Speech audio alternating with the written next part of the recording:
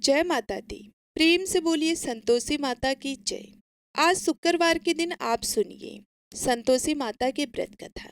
एक बुढ़िया थी और उसके 7 बेटे थे। 6 बेटे कमाने वाले थे और एक बेटा निकम्मा था। बुढ़िया माँ 6 पुत्रों की रसोई बनाती, भोजन कराती और पीछे से जो कुछ बचता वे 7वें पुत्र को दे देती। परंतु वह बड़ा भोला भाला था, मन में कुछ विचार नहीं करता था। एक दिन वह अपनी बहू से बोला, देखो मेरी माता का मुझ पर कितना प्रेम है। वे बोली, क्यों नहीं, सबका जूठा बचा हुआ तुमको खिलाती है। वह बोला, ऐसा भी हो सकता है क्या? मैं जब तक आंखों से ना देखूं मैं तब तक मान नहीं सकता। बहू ने हंसकर कहा, देख लोगे तब तो मानोगे। कुछ दिन बाद बड़ा त्योहार आया। घर में 7 प्रकार के भोजन और चूरमा के लड्डू बने। वे जांचने को सर के दर्द का बहाना बनाकर पतला कपड़ा सिर पर ओढ़कर रसोई घर में सो गया और कपड़े में से सब देखता रहा। 6 भाई भोजन करने आए। उसने देखा माँ ने उनके लिए सुंदर सुंदर आसन बिछाए, 7 प्रकार की रसोई परोसी। वे आग्रह करके उन्हें जिमाती रही। वे देखता रहा। 6 भाई भोजन करके उठे। तब माँ ने उनकी जूठी थालियों में से लड्डुओं के टुकड़े को उठाया और एक लड्डू बनाया। जूठ साफ करके बुढ़िया माँ ने पुकारा, उठ बेटा, 6 भाई भोजन कर गए, अब तू ही बेटा बाकी है, उठ। और तू कब खाएगा? वे कहने लगा, माँ मुझे भोजन नहीं करना, मैं परदेश जा रहा हूँ। माता ने कहा, कल जाता हो तो आज ही जा। वह बोला, हाँ हाँ आज ही जा रहा हूँ। यह कहकर वे घर से निकल गया। चलते समय उसे बहू की याद आई। वह गौशाला में कंडे थाप रही थी। वे उससे जाकर बोला कि मेरे पास तो कुछ नहीं है, यह अंगूठी है सो ले लो और अपनी कुछ निशानी मुझे दे दो। वे बोली कि मेरे पास क्या है, यह गोबर भरा हाथ है। ये कहकर उसकी पीठ में गोबर के हाथ की थाप मार दी और वे चल दिया। चलते चलते दूर देश में पहुंचा। वहां पर एक साहूकार की दुकान। वहां जाकर बोला कि भाई मुझे नौकरी पर रख लो। साहूकार को नौकर की जरूरत थी। साहूकार उससे बोला कि तू नौकरी पर रह जा। लड़के ने पूछा कि तनख्वाह क्या रहेगी। साहूकार ने कहा, काम देखकर दाम मिलेंगे। साहूकार की नौकरी मिल गई। वे सवेरे 6 बजे से रात्रि 12 बजे तक नौकरी करने लगा। कुछ दिनों में दुकान का लेन देन, हिसाब किताब, ग्राहकों को माल बेचना, सारा काम करने लगा। साहूकार के 7-8 नौकर थे। वे सब चक्कर खाने लगे कि यह नया नौकर बहुत ही होशियार बन गया है। सेठ ने भी काम देखा और 3 महीने के अंदर ही उसे मुनाफे का साझेदार बना लिया। 12 वर्ष में वह नामी सेठ बन गया और मालिक सारा कारोबार उस पर छोड़कर बाहर चला गया। अब बहू पर क्या बीती वह सुनो। सास ससुर उसे दुख देने लगे। गृहस्थी का काम करा के उसे लकड़ी लेने जंगल में भेजते। इस बीच घर की रोटियों के आटे से जो भी भूसी निकलती उसकी रोटी बनाकर रख दी जाती और फूटे नारियल के नरेली में पानी। इस तरह दिन बीतते रहे। एक दिन वह लकड़ी लेने जा रही थी कि रास्ते में बहुत सी स्त्रियां संतोषी माता का व्रत करती दिखाई दी। वहां यह खड़ी होकर कहने लगी, बहनों, यह तुम किस देवता का व्रत करती हो और इसको करने से क्या फल होता है? इस व्रत के करने की क्या विधि है?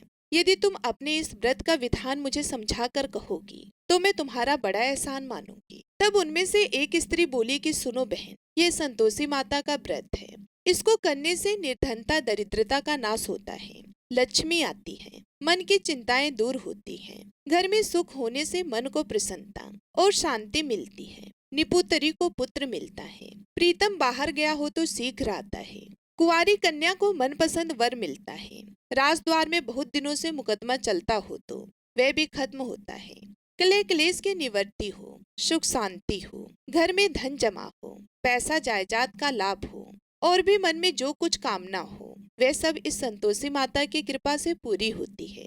स्त्री कहने लगी, 1.25 आने का गुड़ चना लेना, इच्छा हो तो 5.25 आने का लेना या 1.25 रुपए का भी, सहूलियत के अनुसार ही लेना, बिगर परेशानी के। श्रद्धा और प्रेम से जितना भी बन सके सवाया लेना, 1.25 पैसे से 1.25 आने तथा इससे भी ज्यादा शक्ति और भक्ति के अनुसार ले लेना। हर शुक्रवार को निराहार रहकर कथा कहना और सुनना।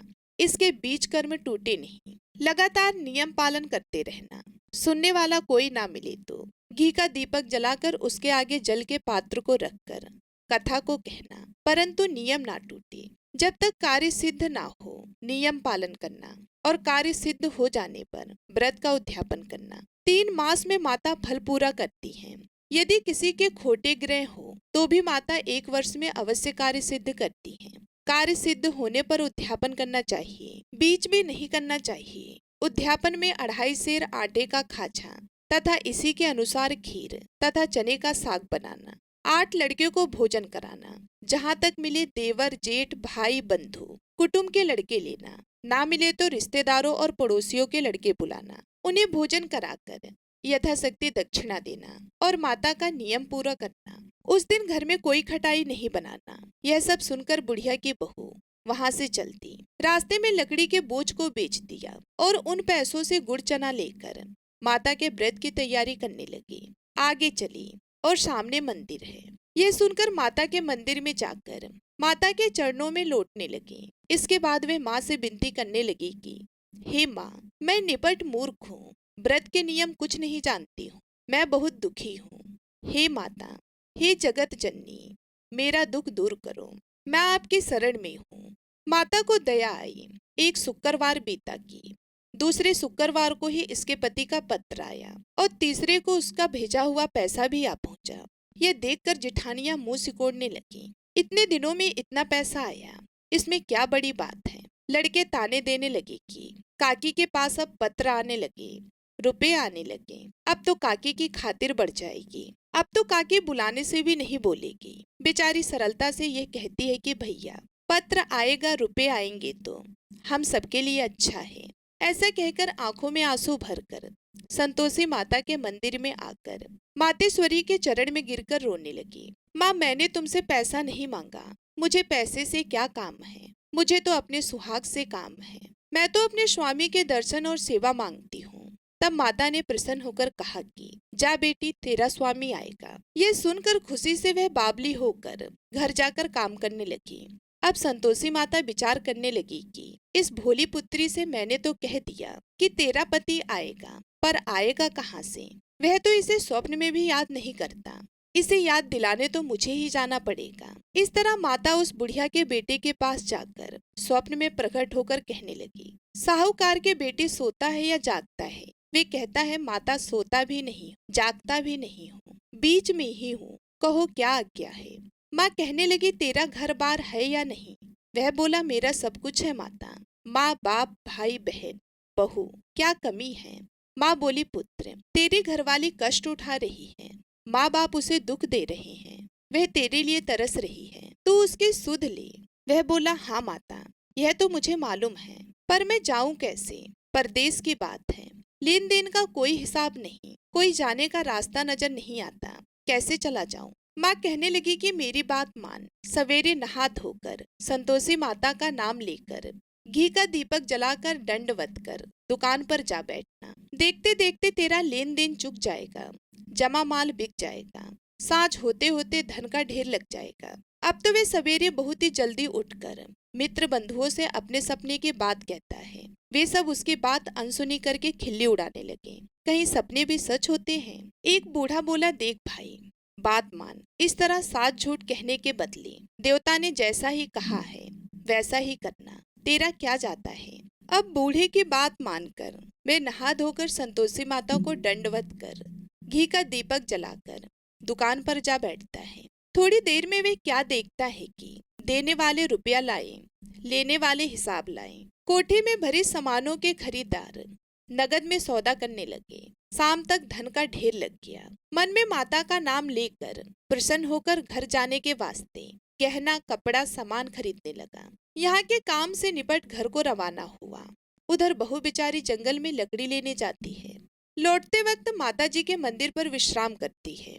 वह तो उसका रोज रुकने का स्थान ही था। दूर धूल उड़ती देखकर वह माता से पूछती है कि हे माता, यह धूल कैसे उड़ रही है? माँ कहती है कि हे पुत्री, तेरा पति आ रहा है, अब तू ऐसा कर, लकड़ियों के 3 बोझ बना ले, एक नदी के किनारे रख, दूसरा मेरे मंदिर पर और तीसरा अपने सिर पर रख। तेरे पति को लकड़ी का गट्ठा देखकर मोह पैदा होगा, वे यहाँ रुकेगा, नाश्ता पानी बनाकर खाकर माँ से मिलने जाएगा। तू लकड़ी का बोझ उठाकर जाना और बीच चौक में गट्ठा लाकर 3 आवाजें जोर से लगाना। लो सासू जी, लकड़ियों का गट्ठा लाई हूँ, भूसी की रोटी दो, नारियल के खोपड़े में पानी दो, आज कौन मेहमान आया है, माँ की यह बात सुनकर वे बहुत अच्छा माताजी कहकर प्रसन्न मन होकर लकड़ियों के 3 गट्ठे ले आई। एक नदी के तट पर एक माता के मंदिर पर रखा। इतने में ही वह मुसाफिर आ पहुंचा। सूखी लकड़ी देखकर उसकी इच्छा हुई कि अब यहीं निवास करे और भोजन बनाकर खा पीकर गांव जाए। इस प्रकार भोजन बनाकर विश्राम लेकर गांव को गया। उसी समय बहू सिर पर लकड़ी का गट्ठा लिए आती है। उसे आंगन में डालकर जोर से 3 आवाज देती है, लो सासू जी लकड़ी का गट्ठा लो, भूसी की रोटी दो, नारियल के खोपड़े में पानी दो, आज कौन आया है। यह सुनकर उनकी सास अपने दिए हुए कष्टों को भुलाने हेतु कहती है, बहू ऐसा क्यों कहती हो, तेरा मालिक ही तो आया है, बैठ मीठा मीठा भात खाकर कपड़े गहने पहन। इतने में आवाज सुनकर उसका स्वामी बाहर आता है और अंगूठी देखकर व्याकुल हो जाता है। माँ से पूछता है कि माँ ये कौन है। माँ कहती है कि बेटा ये तेरी बहू है। आज 12 वर्ष हो गए जब से गया है, तब से सारे गांव में जानवर की तरह भटकती फिरती है, काम काज घर का कुछ करती नहीं, 4 समय आकर खा जाती है। अब तुझे देखकर भूसी की रोटी और नारियल के खोपड़े में पानी मांगती है। वह लज्जित होकर बोला कि ठीक है माँ, मैंने इसे भी देखा और तुम्हें भी। अब मुझे दूसरे घर की चाबी दो, मैं उसमें रहूं। ठीक है बेटा, जैसी तेरी मर्जी। ये कहकर माँ ने चाबी का गुच्छा उसे दे दिया। उसने लेकर दूसरे कमरे को खोलकर सारा सामान जमाया और एक दिन में ही वहां राजा के महल जैसा ठाट बाट बन गया। अब क्या था, वह सुख भोगने लगी। इतने में अगला शुक्रवार आया। उसने अपने पति से कहा, मुझे माता का उद्यापन करना है। उसका पति बोला, बहुत अच्छा कर लो, अपनी खुशी से यह भी कर लो। तुरंत ही वह उद्यापन की तैयारी करने लगी। जेठ के लड़के को भोजन के लिए कहने लगी। उसने मंजूर किया, परंतु पीछे जिठानी अपने बच्चों को सिखाती है, देखो भोजन के समय सब लोग खटाई मांगना, जिससे इसका उद्यापन पूरा ना हो। लड़के खाना खाने आए, खीर पेट भर करके खाई, परंतु बात याद आते ही कहने लगे, हमें कुछ खटाई खाने को दो, खीर खाना हमें भाता नहीं, यह देखकर अरुचि होती है। बहू कहने लगी कि खटाई किसी को नहीं दी जाएगी, यह तो संतोषी माता का प्रसाद है। लड़के उठकर खड़े हुए और बोले, पैसे लाओ। भोली बहू कुछ नहीं जानती थी, सो उन्हें पैसे दे दिए। लड़के उसी समय उठकर इमली लेकर खाने लगे। यह देखकर बहू पर माता ने कोप किया। राजा के दूत उसके पति को पकड़कर ले गए और जेठ जिठानी मनमाने खोटे वचन कहने लगे। लूट लूट कर धन इकट्ठा कर लाया था, सो राजा के दूत उसे पकड़कर ले गए हैं। अब सब मालूम हो जाएगा जब जेल की रोटी खाएगा। बहू से यह वचन सहन नहीं हुआ। रोती रोती माता के मंदिर में गई और बोली कि हे माता, तुमने यह क्या किया, हंसाकर क्यों रुलाती हो। माता बोली, पुत्री तूने उद्यापन करके मेरा व्रत भंग किया, इतनी जल्दी सब बातें भुला दी। वे कहने लगी, माता भूली तो नहीं हूँ, ना कुछ अपराध किया है, मुझे तो लड़कों ने भूल में डाल दिया, मैंने भूल से उन्हें पैसे दे दिए, मुझे क्षमा करो माँ। माँ बोली, ऐसी भी कहीं भूल होती है। वह बोली, माँ मुझे माफ कर दो, मैं फिर तुम्हारा उद्यापन करूंगी। माँ बोली, अब भूल मत करना। वह बोली, अब भूल नहीं होगी माता, अब बताओ वे कैसे आएंगे। माँ बोली, जा पुत्री, तेरा मालिक तुझे रास्ते में ही आता मिलेगा। वह निकली। रास्ते में पति आता मिला तो उसने पूछा, तुम कहाँ गए थे। वे कहने लगा, इतना धन जो कमाया है उसका टैक्स राजा ने मांगा था, वह भरने गया था। वे प्रसन्न होकर बोली, अच्छा हुआ, अब घर चलो। कुछ दिन बाद फिर शुक्रवार आया तो वह बोली, मुझे माता का उद्यापन करना है। पति ने कहा कि कर लो। वे फिर जेठ के लड़कों से भोजन को कहने लगी तो जिठानी ने एक दो बात सुनाई और लड़के सिखा दिए कि तुम पहले ही खटाई मांग लेना। लड़के कहने लगे कि हमें खीर खाना नहीं भाता, कुछ खटाई खाने को दो। तो बहू बोली, खटाई खाने को नहीं मिलेगी, खाना हो तो खाओ। ये कहकर ब्राह्मण लड़के लाकर भोजन कराने लगी। यथाशक्ति दक्षिणा की जगह एक एक फल उन्हें दिया। इससे संतोषी माता प्रसन्न हुई। माता की कृपा होते ही 9वें मास उसको चंद्रमा के समान सुंदर पुत्र प्राप्त हुआ। वे पुत्र को लेकर प्रतिदिन माताजी के मंदिर को जाने लगी। माँ ने सोचा कि यह रोज आती है, आज क्यों ना मैं ही इसके घर चलूं, इसका आसरा देखूं तो सही। यह विचार कर माता ने भयानक रूप बनाया। गुड़ और चने से सना मुख, ऊपर से सूंड के समान ओठ, उस पर मक्खियां भिनभिना रही थी। दहलीज में पैर रखते ही उसकी सास चिल्लाई, देखो कोई चुड़ैल डाकनी चली आ रही है, लड़को इसे भगाओ, नहीं तो किसी को खा जाएगी। लड़के डरने लगे, चिल्लाकर खिड़की बंद करने लगे। बहू रोशनदान में से देख रही थी। प्रसन्नता से पगली होकर चिल्लाने लगी कि आज मेरी माता मेरे घर आई हैं। ये कहकर बच्चे को दूध पिलाने से हट जाती है। इतने में सास का क्रोध फूट पड़ा। वे बोली कि इसे देखकर कैसे उतावली हुई जो बच्चे को पटक दिया। इतने में माँ के प्रताप से जहाँ देखूं वहां लड़के ही लड़के नजर आने लगे। बहू बोली, माँ जी, मैं जिनका व्रत करती हूँ यह वह संतोषी माता है। इतना कहकर झट से सारे घर के किवाड़ खोल दिए और सबने माता के चरण पकड़ लिए और विनती कर कहने लगी कि हे माता, हम मूर्ख हैं, अज्ञानी हैं, तुम्हारे व्रत की विधि हम नहीं जानते हैं। तुम्हारा व्रत भंग करके हमने बहुत बड़ा अपराध किया है। हे माता, बहू को जैसा फल दिया वैसा सबको देना। जो भी ये कथा पढ़े या सुनेगा उसके सभी मनोकामनाएं पूर्ण हो। आइए अब पूरे भक्ति भाव से श्रवण करते हैं संपूर्ण वैभव लक्ष्मी व्रत कथा का। एक बहुत बड़ा नगर था जिसकी जनसंख्या बहुत ज्यादा थी।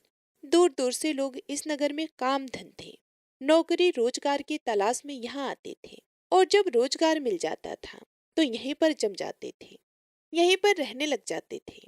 यह लोग अपने काम धंधे में ऐसे व्यस्त रहते थे कि अपने अतिरिक्त किसी की भी परवाह नहीं करते थे। लोभ स्वार्थ ने घर के सदस्यों से भी प्रेम व्यवहार कम कर दिया था। ममता, प्यार, दया, सहानुभूति, परोपकार जैसे संस्कार बहुत ही कम हो गए थे। पूजा पाठ दिखावे व अपने स्वार्थ पूर्ति के लिए ही लोग करते थे। श्रद्धा पूर्वक भक्ति भाव से प्रभु भजन एवं कीर्तन नाम मात्र के लिए ही करते थे। हेरा फेरी, बेईमानी, श्राप, जुआ, वह विचारी आदि धर्म विरुद्ध कार्यों को ही लोग जीवन का सुख मानते थे। उच्च विचार की शिक्षा पुरानी पड़ गई थी। अब तो अधिकतर लोग किसी भी प्रकार से धन कमाकर पैसों पर ही विश्वास करते थे। उसी नगर में शीला अपने पति के साथ रहती थी। शीला के पति का अपना एक छोटा सा कारोबार था। वे बहुत विवेकी और सुशील था। ईमानदारी से वह अपना कारोबार करता था, जिससे उसका कारोबार ठीक ठाक चल रहा था और आराम से उनका जीवन व्यतीत हो रहा था। शीला धार्मिक प्रवृत्तियों की संतोषी स्वभाव की स्त्री थी। वह कभी भी किसी की बुराई नहीं करती थी। यथासंभव दूसरों की सहायता को हमेशा तत्पर रहती थी। घर के कार्यों से बचे समय का सदुपयोग वे प्रभु भजन व कीर्तन करके अथवा धार्मिक या ज्ञानवर्धक पुस्तकें पढ़ने में बिताती थी। वास्तव में उनका घर एक आदर्श गृहस्थी थी। आसपास के अधिकांश लोग उस परिवार की बहुत ही सराहना करते थे, किंतु कुछ लोग जिन्हें दूसरों की खुशी देखकर जलन होती है, उन्हें सुख संतोष पूर्वक जीवन यापन करते देख मन ही मन जलते थे। वे इस प्रयास में रहते थे कि किसी भी प्रकार शीला के पति को गलत रास्ते पर चलाकर उसकी धन संपत्ति से, उसकी दौलत से खुद ऐश करे। शीला का गृहस्थ जीवन इसी प्रकार हंसी खुशी चल रहा था। पर कहावत है ना, सब दिन होत ना एक समाना। मनुष्य के जीवन में सुख दुख, लाभ हानि लगे रहते हैं। शीला के पति को भी अपने कारोबार में काफी घाटा उठाना पड़ा। ऐसा लग रहा था कि जैसे मानो कुछ भाग्य ही उसका रूठ गया हो। वह अपने कारोबार में हुए घाटे का जल्द से जल्द लाभ में बदलने के चक्कर में गलत लोगों से मित्रता कर बैठा। ये झूठे मित्र उसे जल्द ही करोड़पति बनने का सपना दिखाने लगे और उसे जुआ, घुड़दौड़, श्राप आदि के कुचक्कर में डाल दिया। भला आज तक जुए आदि से कौन करोड़पति बना है, कौन धनवान हुआ है जो वह धनवान हो पाता। शीला का पति करोड़पति तो बना नहीं, लेकिन खाकपति जरूर बन गया। वह रोडपति बन गया, यानी रास्ते पर भटकते भिखारी जैसी उसकी स्थिति हो गई थी। जल्द से जल्द अमीर बनने के लालच में वे घर में थोड़ी बहुत बची धन संपत्ति, गहने जेवर आदि सभी कुछ गवा बैठा। एक समय ऐसा था कि पति पत्नी सुखपूर्वक जीवन व्यतीत कर रहे थे। कुछ ही दिनों में ऐसा समय आ गया कि उनको 2 समय के भोजन के भी लाले पड़ गए। घर में दरिद्रता, भूखमरी का माहौल हो गया। इससे शीला का पति और भी ज्यादा चिड़चिड़ा हो गया। वह बात विवाद पर अपनी पत्नी शीला के साथ गाली गलौज और मारपीट करने लगा। शीला एक सुशील और संस्कारी स्त्री थी। वह पति को अपना सब कुछ समझती थी। पति के ऐसे व्यवहार से वे दुखी तो बहुत ही थी, लेकिन भगवान पर भरोसा रखकर वे यह सब कुछ सहन करने लगी। वे यह सोचकर सहती रही कि दुख के बाद सुख जरूर आएगा। कहते हैं ना, दुख में ही भगवान याद आते हैं। इसलिए शीला को भी हर समय प्रभु पर भरोसा था और विश्वास था कि भगवान उसे सुख के दिन भी अवश्य दिखाएंगे। आज दुख तो कल सुख जरूर आएगा। एक दिन दोपहर को शीला दुखी हृदय से भगवान को याद कर रही थी कि हे प्रभु, हम तेरे छोटे बच्चे हैं, हमारी गलतियों और अपराधों को क्षमा करो। हे भगवान, मेरे पति को सद्बुद्धि दो। अभी वह ऐसा कह रही थी कि अचानक किसी ने उसके दरवाजे पर दस्तक दी। शीला मन में सोचने लगी कि इस समय मुझ गरीब के घर में कौन आ सकता है। जितने भी मेरे सगे संबंधी यार दोस्त थे, वह तो पहले ही हमसे किनारा कर बैठे हैं। यह सोचते सोचते वह दरवाजा खोलने चली गई, और जब उसने दरवाजा खोला तो देखा कि सामने एक वृद्ध महिला खड़ी थी। शरीर पर झुर्रियां थी, किंतु चेहरे से अलौकिक तेज टपक रहा था। उनकी आंखों से करुणा और प्यार का मानो अमृत बह रहा था।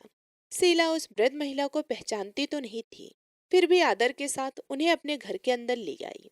उनको घर में बिठाने के लिए आसन तक नहीं था, इसलिए सकुचाते हुए शीला ने एक फटी हुई चादर बिछाकर उन्हें बैठने को कहा। वृद्धा महिला उसी चादर पर आराम से बैठ गई। वृद्ध महिला को देखकर शीला के मन को कुछ शांति से महसूस हुई। वृद्धा ने उससे पूछा, शीला, मुझे पहचानती हो या नहीं? शीला बोली, माँ जी, आपको देखते ही कुछ अपनापन तो महसूस हुआ। मुझे ऐसा लगता है कि जैसे आप मेरे बहुत नजदीकी हो। आपको देखकर मेरा रोम रोम खिल उठा है, जैसा अक्सर किसी खास परिचित व्यक्ति अर्थात किसी अपने खास रिश्तेदार से मिलने पर होता है। लेकिन मुझे कुछ याद नहीं आ रहा है कि मैंने आपको कहाँ देखा था। वृद्धा ने अपनापन दिखाते हुए कहा, क्यों रे, इतनी जल्दी भूल गई? अभी कुछ दिन पहले ही तो लक्ष्मी जी के मंदिर में आई थी, और मंदिर में आकर शुक्रवार को भजन कीर्तन किया था तुमने। मैं भी उसमें जाया करती थी हर शुक्रवार को। मैं तुमसे वहां पर मिली थी जब से शीला का पति गलत लोगों की संगत में बैठकर घर लुटाने लगा था। तभी से शीला बाहर निकलने में शर्म महसूस करने लगी थी, इसलिए उसने मंदिर में जाना भी बंद कर दिया था। शीला ने याद करने की कोशिश की कि वह कब उस बुढ़िया माँ से मिली थी, परंतु उसको कुछ याद नहीं आया। तभी वृद्ध महिला बोली कि बेटी, तू मंदिर में कितने मधुर भजन गाती थी। बहुत दिन से तू वहां पर नहीं आई। मैंने सोचा चलो चलकर तुम्हें देखती हूँ, कहीं तुम बीमार तो नहीं हो। इसी कारण मैं यहाँ पर चली आई। वृद्धा के ममतत्व भरे वचनों को सुनकर शीला का हृदय भर आया। उसने अपने आंसू रोकने की कोशिश की, परंतु वह असफल रही और फूट फूट कर रोने लगी। यह देखकर वे बुढ़िया माँ उसके पास आई और उसके सिर पर प्यार भरा हाथ फेर कर उसे संतावना देने लगी। वृद्ध महिला बोली कि बेटी, जीवन में सुख और दुख तो आते ही रहते हैं। हमेशा सुख या हमेशा दुख कभी किसी पर नहीं रहता, अतः दुखों से घबराना नहीं चाहिए।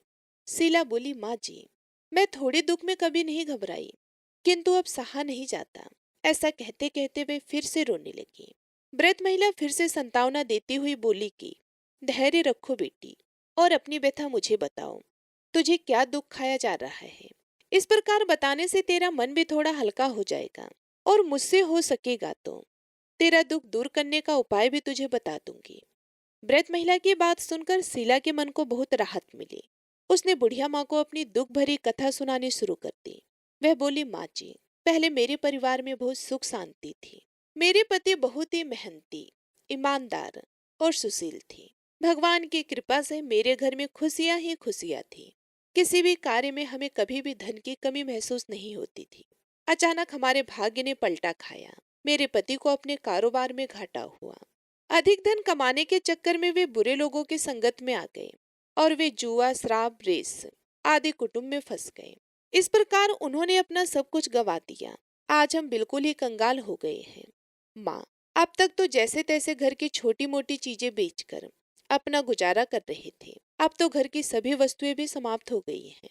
हम दर दर की ठोकरें खाने वाले भिखारी हो गए हैं। वृद्ध महिला बोली, बेटी, कर्म की गति बड़ी ही न्यारी होती है। मनुष्य यदि अच्छे कर्म करे तो उसे दुख नहीं उठाना पड़ता। कुछ पिछले जन्मों के कारण लाभ हानि अथवा सुख दुख मनुष्य पर आते रहते हैं। ऐसे में वे संयम से काम ले और भगवान पर भरोसा रखें तो शीघ्र ही उन दुखों से पार पा लेता है। बेटी, तेरे दिन भी अवश्य फिरेंगे। मैं तुझे एक उपाय बताती हूँ। तो भगवती महालक्ष्मी की भक्त है। वे तो स्वयं धन की देवी और प्रेम तथा करुणा के अवतार हैं। अपने भक्तों पर उनकी कृपा सदा बनी रहती है। इसलिए तू उन्हें महालक्ष्मी का व्रत कर वे अवश्य ही तेरा कष्ट दूर करेंगी। बुढ़िया माँ की बात सुनकर शीला बहुत प्रसन्न हुई। उसने पूछा, माँ जी, श्री महालक्ष्मी जी का व्रत कैसे किया जाता है, यह मुझे समझा कर कहो। मैं इस व्रत को अवश्य करूंगी। बुढ़िया माँ ने कहा कि बेटी, श्री महालक्ष्मी जी का व्रत बहुत ही सरल है। इसके करने से धन संपत्ति, सुख, वैभव और यश की प्राप्ति होती है। कुंवारी लड़कियों को मनपति मिलता है। निसंतान को संतान हो जाती है। किसी की खोई हुई वस्तु हो, वह भी वापस मिल जाती है। कोई अन्य मनोकामना भी किसी की हो तो वह भी इस व्रत को करने से पूर्ण हो जाती है। धन और वैभव प्रदान करने के कारण ही देवी महालक्ष्मी को धन लक्ष्मी अथवा वैभव लक्ष्मी भी कहा जाता है। शुक्रवार का दिन देवी का दिन होता है, इसलिए यह व्रत शुक्रवार को ही किया जाता है। व्रत करने वालों को सुबह स्नान आदि से निर्वृत्त होकर भगवती महालक्ष्मी माँ की जय, वैभव लक्ष्मी माँ की जय का निरंतर जाप करते रहना चाहिए। सायकाल अपने घर के एक कोने में चौका लगाकर अथवा साफ करके एक चौकी लगा दो। उसके ऊपर एक साफ कपड़ा बिछाकर उस पर थोड़े से चावल रखो। फिर एक लोटे में जल भरकर उन चावलों के ऊपर उस लोटे को रख दो। लोटे के ऊपर एक कटोरी रखो। उस कटोरी में सोने या चांदी का कोई आभूषण रख दो। अगर कोई आभूषण ना हो तो 1 रुपए का सिक्का भी कटोरी में रखा जा सकता है। इसके बाद एक घी का दीपक और धूप बत्ती बनाकर उसे जलाकर रख दो। एक बर्तन में थोड़ा सा मीठा प्रसाद के रूप में रखो। प्रसाद में बतासे अथवा गुड़ भी रखे जा सकते हैं। चौकी के ऊपर लोटे के पास सोने, चांदी या तांबे का बना श्री यंत्र भी रखो। यदि धातु का श्री यंत्र घर में ना हो तो कागज पर छपे श्री यंत्र को भी रखा जा सकता है।